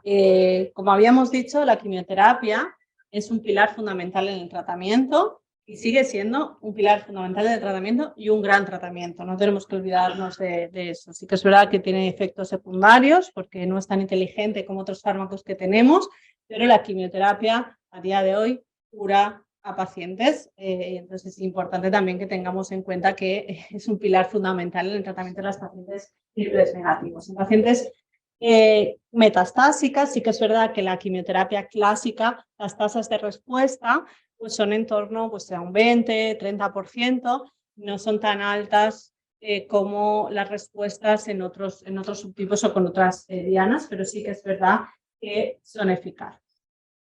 En quimioterapia también ha habido avances. Al final el taxano, que es la quimioterapia, el paclitaxel, es una quimioterapia, ya llevamos muchos años usándola, pero no deja de ser una tecnología más novedosa, que lo que hace es que la quimioterapia se une a una nanopartícula para que se pueda distribuir mejor, una nanopartícula similar a lo que ha explicado Pilar en la primera charla, de albúmina, y podemos, si de normal nosotros podemos infundir 80 miligramos metro cuadrado, 90 de paclitaxel, esto al final lo que hace es que podamos aumentar la dosis de quimioterapia a 100, 125 y por tanto, bueno, que también aumentemos las tasas de respuesta. Y además se ha visto que con esta quimioterapia, pese a haber sido ya tratada con un taxano previo, porque al final las antraciclinas y los taxanos, aunque son fármacos muy clásicos, siguen siendo los mejores fármacos que tenemos en el cáncer de mama. Es la quimioterapia que damos antes de la cirugía o después de la cirugía. Y si no lo hemos dado, los tratamientos que tenemos que dar en primera línea de enfermedad avanzada en caso de una progresión. Y se ha visto que aquellas pacientes ya tratadas con taxanos, con estos taxanos unidos a nanopartículas, las respuestas, o sea, también hay respuestas porque no hay una reacción. Otra quimioterapia que también muchas de vosotras ya habréis llevado o conocéis es la eribulina. Creo que es de 2007, 2008 más o menos, cuando se aprobó, y que se ha visto que respecto a otras quimioterapias clásicas es también un agente antimicrotúbulo, similar al mecanismo de acción a los taxanos, pero algo diferente. La infusión se pauta muy rápido y también se ha visto que aumenta en líneas sucesivas en comparación con quimioterapias clásicas.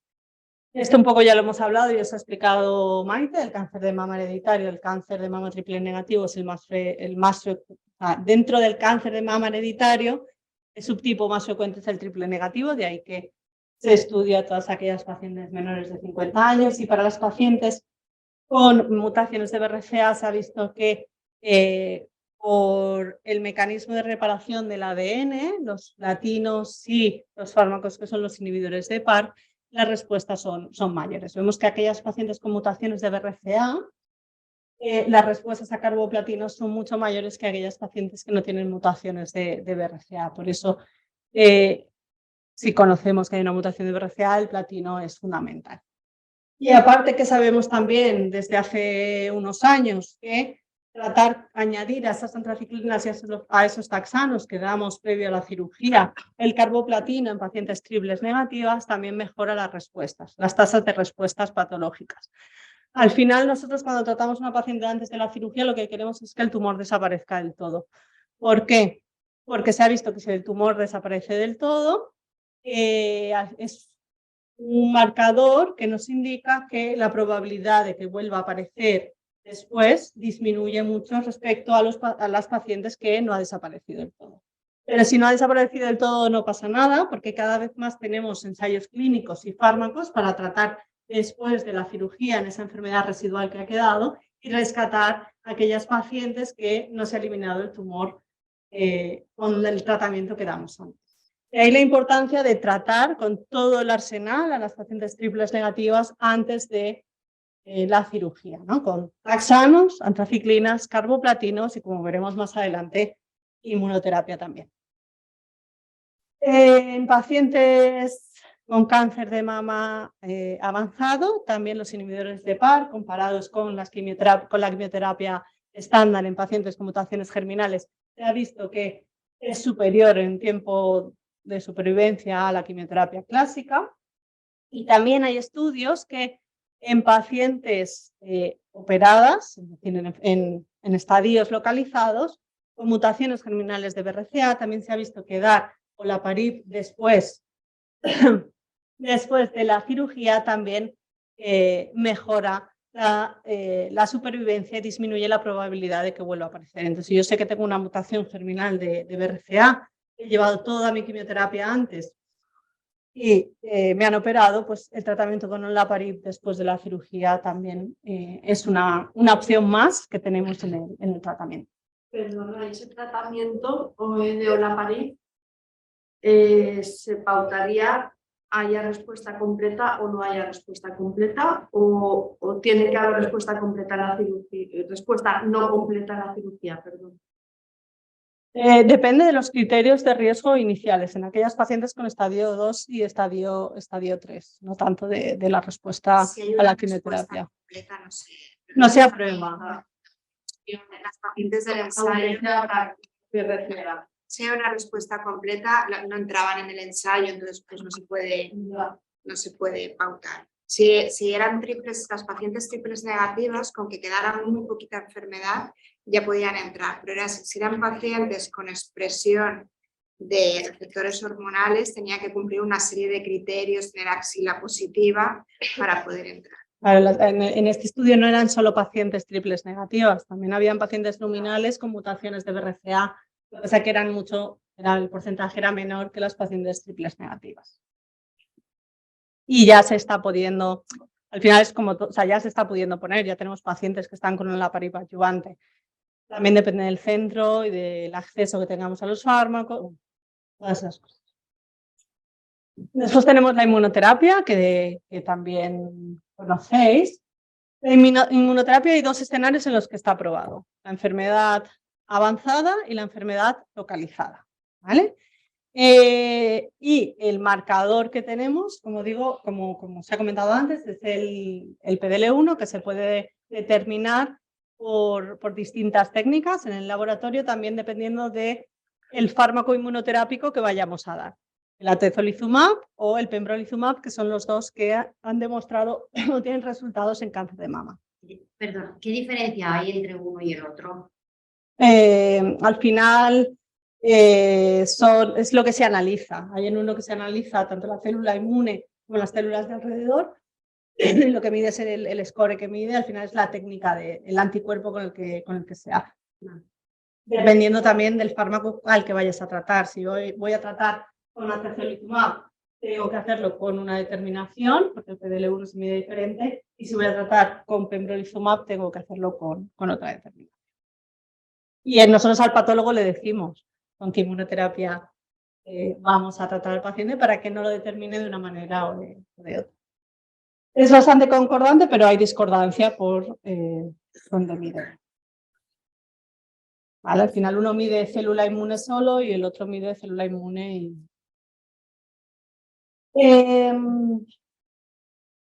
La inmunoterapia en enfermedad localizada. Este es el ensayo que ha dado la aprobación del pembrolizumab en enfermedad localizada. Lo que se ha visto es que aquellas pacientes tratadas con la mejor quimioterapia que tenemos, que son las antraciclinas, el taxano, el carboplatino, asociarle pembrolizumab antes de la cirugía aumenta las tasas de respuesta de un 50 a un 65 prácticamente por ciento. ¿Y qué se ha visto además? Que esto se correlaciona con la supervivencia libre de que vuelva a aparecer la enfermedad, la supervivencia libre de un nuevo evento oncológico. Y además es importante, por lo que has comentado antes, que en enfermedad localizada no es tan relevante la determinación de PDL1. De hecho, se benefician todas las pacientes triples negativas. Por tanto, toda paciente triple negativa que va a llevar una quimioterapia neoadyuvante, es decir, previo a la cirugía, debería llevar inmunoterapia. Y si no tenemos acceso, acudir a los centros en los que sí que se pueden pautar para intentar acceder a este fármaco que sí que se ha visto que mejora la respuesta de las pacientes. En enfermedad localizada, el ensayo que hay es pembrolizumab. O sea, la aprobación que hay en enfermedad localizada es con pembrolizumab, no con atezolizumab. En el ensayo, también después de la cirugía, hubiera respuesta completa o no hubiera respuesta completa, se continuaba hasta un año tratamiento con pembrolizumab cada 3 semanas de mantenimiento. Un poco, una cosa son los ensayos clínicos y otra cosa es la vida real, como ha dicho Fami, entonces sí que es importante ver la respuesta que ha tenido la enfermedad.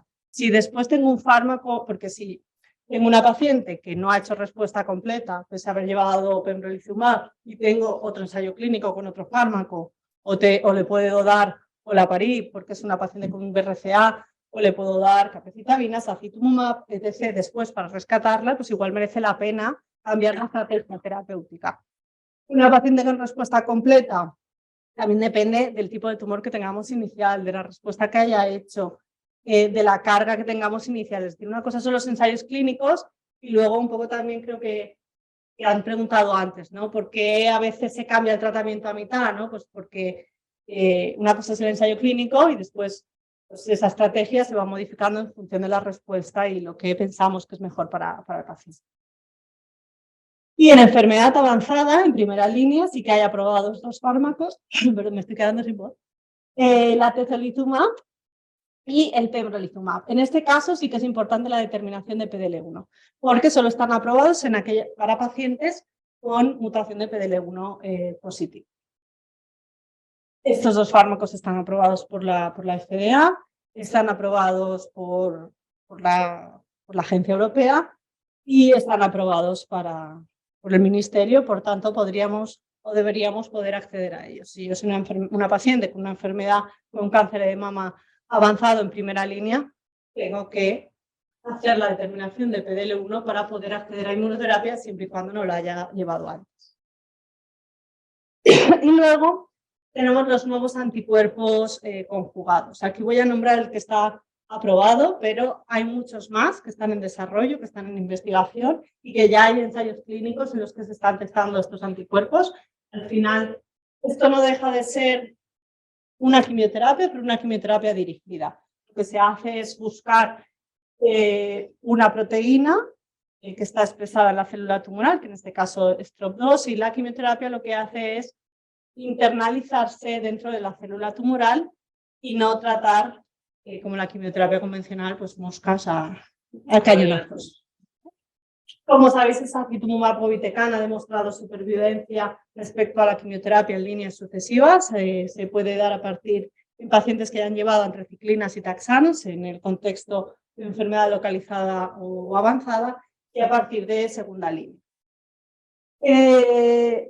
Está aprobado ya por el Ministerio desde el 1 de diciembre del año pasado y ya es accesible a todas las pacientes, por lo tanto es una alternativa más en las líneas de tratamiento para intentar cronificar la enfermedad. Y bueno, hay muchos más fármacos en desarrollo, encantada de contestar a todas las preguntas que tengáis, pero un poco que lo más importante es que si no hay innovación y sin todos esos ensayos clínicos y todos esos fármacos que tenemos, no podemos contestar a las respuestas que se están haciendo con los ensayos, no van a llegar al paciente, ¿no? De hecho, si me preguntáis cuál es el mejor tratamiento, voy a decir un ensayo clínico, porque al final son opciones de tratamiento novedosas y antes de lo que vamos a poder acceder a ellos y sin innovación pues no hay avance. Y de ahí la importancia de asociaciones como las vuestras que nos ayudan a avanzar. Y también la difusión y la divulgación que hagáis, ¿no?, para transmitir la importancia de consultar en centros de referencia, de consultar por ensayos clínicos, de intentar secuenciarnos, de intentar tener toda la información que podamos y acceder a todos los fármacos que podamos. Muchas gracias.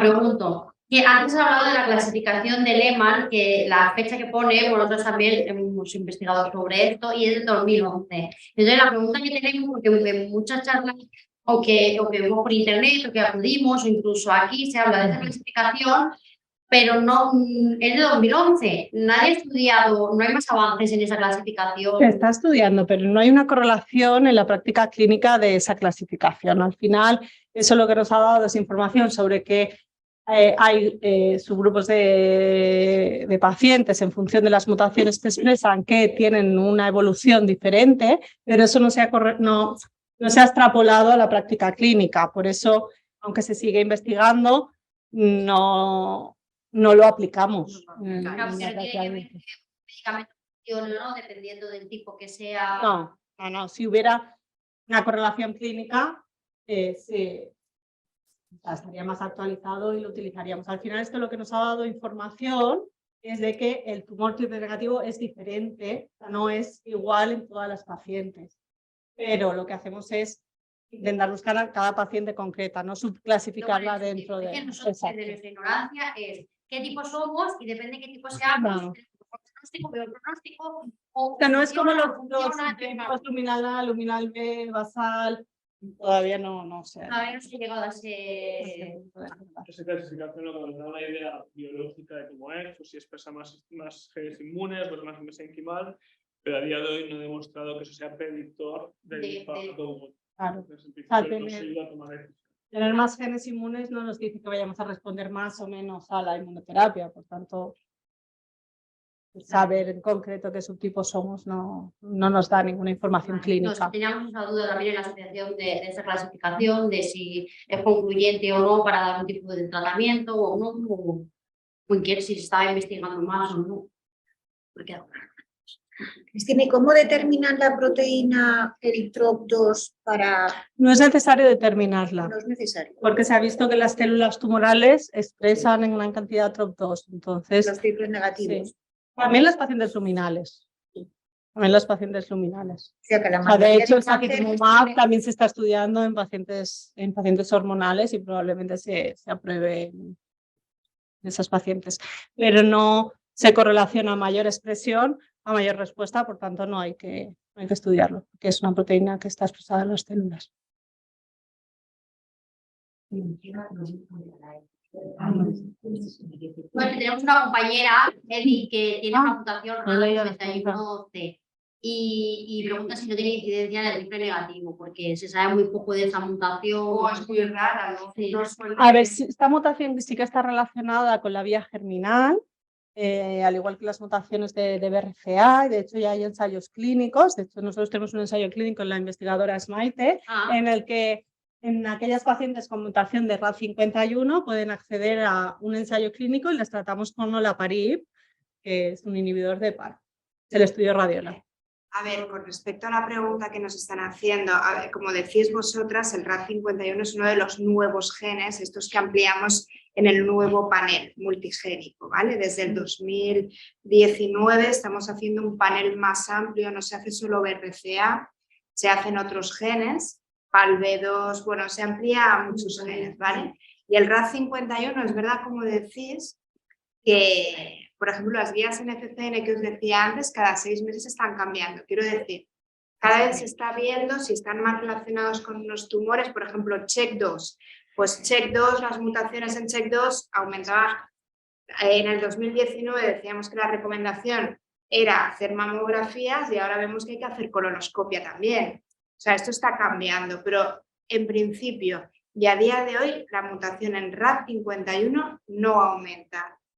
O sea, aumenta, se ha visto levemente el riesgo de cáncer de mama triple negativo, pero sobre todo es el riesgo de cáncer de ovario. Por eso en todas las pacientes con esa mutación decimos que hay que hacer una forectomía por el riesgo de cáncer de ovario. Es el mayor riesgo. Otra de las preguntas, inmunoterapia en enfermedad avanzada está aprobado en primera línea. En líneas sucesivas hay distintas inmunoterapias, no solo inmunoterapia, sino también anticuerpos biespecíficos, con distintas combinaciones dentro del ensayo clínico. Aquí tenemos una unidad de fases 1 en las que hay muchos fármacos inmunoterápicos en desarrollo, en los que hay cohortes para pacientes, o sea, hay grupos de tratamiento para pacientes con cáncer de mama, y en inmunoterapia la mayoría en pacientes triples negativos, en las que es una opción en líneas sucesivas, pero de manera asistencial la inmunoterapia es en enfermedad avanzada para primera línea. ¿En qué caso se puede explorar la vía ERDO-SLOW en adyuvancia? Al final la vía ERDO-SLOW, como sabéis, es para, se ha visto que aquellas pacientes ERDO-SLOW, es decir, que tienen una expresión de ER2 pero no lo suficiente como para considerarse ER2 positivo, por inmunohistoquimia, si la paciente expresa 3 cruces de ER2, se considera ER2, y si expresa una se consideraba clásicamente negativo, y si eran 2 pues había que hacer estudios complementarios como el PIS para saber si era ER2 positivo o no. ¿Qué se está viendo con los nuevos fármacos, con los nuevos anticuerpos que están en desarrollo, como el trastuzumab deruxtecan? Que aquellas pacientes clasificadas como ER2 negativo, pero con baja expresión de ER2, es decir, 1 o 2 cruces, también responden a estos fármacos. ¿A qué pacientes se debería hacer el ER2 low? A todas. ¿Vale? Todavía no tenemos aprobado el trastuzumab deruxtecan en pacientes que no son ER2, pero se prevé por los estudios que hay en desarrollo que llegarán, y en este caso, cuando lleguen, pues es una opción más de tratamiento. Está claro que al final esto es una secuencia de tratamientos, no es cuestión de llevarlos todos. No sabemos tampoco, es de llevarlos en el hueco en el que están estudiados. Es decir, tampoco sabemos si una paciente que ya ha llevado sacituzumab govitecan, que es otro anticuerpo, si después va a responder o no al deruxtecan. Pero bueno, sí que es cierto que es muy importante rebiopsiar en las pacientes metastásicas y determinar todo lo que podamos determinar. Y el ER2 es algo muy fácil de determinar, que lo hacen todos los patólogos, y por tanto sí que nosotros aquí, nuestros patólogos, sí que determinan a todas las pacientes ya si son ER2 low o no. ¿Y dónde se puede contactar con nosotros? Pues a través de la página de Incliva hay un mail que es de pacientes que podéis contactar directamente para consultar algún caso, o si estáis buscando algún estudio clínico, y se nos deriva a las distintas unidades en función de eso. La verdad es que no me lo sé de memoria, perdón. Pero bueno, somos bastante accesibles, tanto yo con todos nuestros compañeros a través de las redes. Sí, sin problema. Juanmi, el mío, si queréis ahora, Maite, nos lo pedís y podéis acceder directamente a nosotros. Luego, entonces, hay una de consultas que también lo podemos facilitar. Sí, sin problema. Nos encontramos, sobre todo los grupos que tenemos de chat, de WhatsApp, Facebook, Telegram, Instagram y demás. Cuando alguna compañera le dan una medicación que nadie sabe qué medicación es o no la hemos oído, es como yo también la quiero.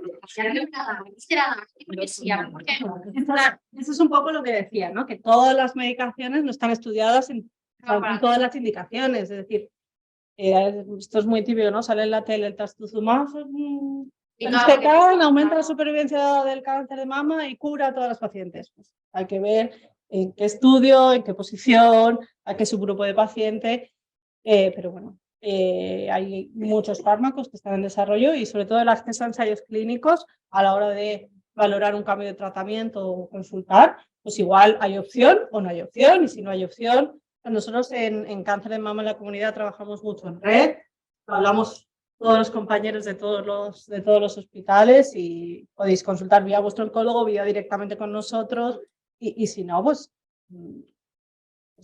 seguiríais en vuestro centro. Aquí hay una compañera que estuvo con nosotros, que volvió a su hospital, y bueno, siempre estamos disponibles. Encontramos la dificultad de muchas compañías que están en hospitales comarcales que no tienen acceso a ensayos o a medicación, a tipo de inmunoterapias o demás, Y nosotras siempre desde la asociación cuando nos preguntan de pedir una segunda opinión, preguntar en otros hospitales, preguntar a otros oncólogos, porque siempre puede haber que puedas entrar, no todos los hospitales tienen los mismos ensayos, pero a veces la gente como que tiene ese miedo de irse a un hospital más grande, porque qué va a decir su oncólogo si se va a otro sitio. Nosotros en general trabajamos en red un montón y son los propios, si el paciente lo pregunta al oncólogo, los propios compañeros hablamos entre nosotros, nos derivan los pacientes, luego vuelven y al final lo importante es que viva donde viva o esté donde esté, pueda acceder al mejor tratamiento.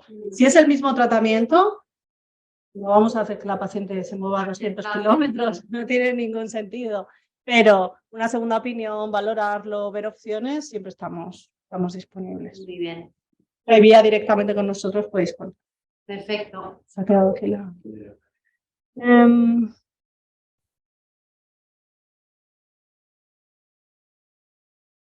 Ahí te dejo la pregunta. Respuesta completa al tener. No tiene nada que ver la respuesta completa a la mama con el riesgo hereditario del BRCA. BRCA lo que hace es que yo tengo un mayor riesgo que la población general a padecer cáncer de mama y cáncer de ovario, sin independientes. Yo puedo haber tenido un cáncer de ovario y si no me han diagnosticado la mutación, por lo que sea, yo puedo tener un cáncer de mama, puedo tener una respuesta completa de un cáncer de mama y si no me han diagnosticado la mutación, puedo tener a los años un cáncer de ovario. Es que son probabilidades, aumentos de riesgo y son totalmente independientes. Al final la mutación lo que hace es que nuestras células no se reparen bien, el mecanismo por el que se repara el ADN, y ese acúmulo de errores deriva en que tengamos un riesgo acumulado de padecer una enfermedad. Bueno, pues muchas gracias y cualquier duda, pregunta, cualquier cosa, estamos disponibles. Gracias.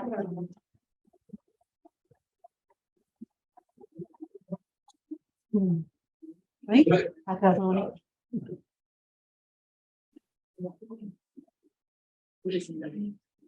Bueno, pues nada, muchas gracias. Yo creo que la conclusión que sacamos todos es que tenemos que vernos más, ¿no? Seguramente. Y nada, ya sabéis que estamos a vuestra disposición. Esto para nosotros es un placer y yo creo que para vosotros una necesidad y para nosotros también, ¿no? Porque al final yo creo que una de las grandes revoluciones de los últimos tiempos de la investigación ha sido precisamente incorporar a los pacientes en este proceso, porque nos ha acercado a todos y creo que nos ha aportado a todos mucha información y nos ha resultado muy útil. O sea que nos vemos pronto y estamos en contacto, por supuesto. Gracias.